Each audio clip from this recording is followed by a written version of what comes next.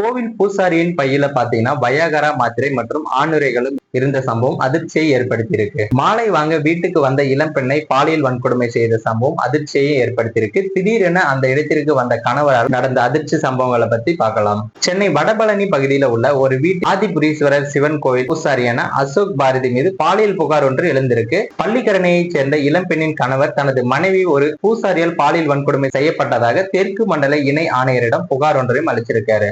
பின்னர் பாத்தீங்கன்னா இந்த வழக்கு வடபழனி அனைத்து மகளிர் காவல் நிலையத்திற்கும் மாற்றப்பட்டு விசாரணையும் தொடங்கப்பட்டது. விசாரணையின் போது பாத்தீங்கன்னா சம்பந்தப்பட்ட இளம்பெண் அடிக்கடி கோவிலுக்கு சென்று வந்திருப்பதும் தனது குடும்ப பிரச்சனைகளை பூசாரியிடம் பகிர்ந்ததும் தெரிய வந்திருக்கு.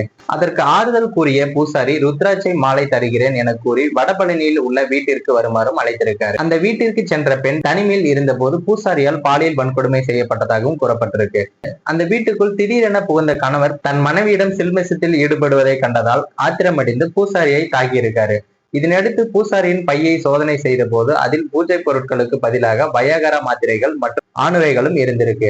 இந்த சம்பவம் பார்த்தீங்கன்னா பெரும் பரபரப்பையும் ஏற்படுத்தியிருக்கு. இது உண்மையிலே பாலியல் வன்கொடுமை வழக்கா இல்லையெனில் திட்டமிட்டு பணம் பறிப்பு சதியா என்பது குறித்து போலீசார் சந்தேகமும் ஏற்பட்டிருக்கு. தற்போது அசோக் பாரதி தான் போலீசில் முதலில் புகார் அளித்திருக்காரு. அதில் அந்த இளம்பெண் மற்றும் கணவர் சேர்ந்து தன்னை மிரட்டி 10 லட்சம் பணம் கேட்டதாக குற்றமும் சாட்டியிருக்காரு. இது தொடர்பாக அவர் தாக்கப்படுகிற வீடியோ விசாரணையின் முக்கிய ஆதாரமாகவும் மாறியிருக்கு. இதை தொடர்ந்து அந்த பெண் தரப்பு பவன் கல்யாண் என்ற இணை ஆணையரிடம் தனிப்பட்ட முறையில புகாரும் அளித்திருக்காங்க. இருவரும் ஒருவருக்கு ஒருவர் மீது புகார் அளித்துள்ள நிலையில தற்போது போலீசார் இருவரிடமும் விசாரணை நடத்தி வருகிறாங்க.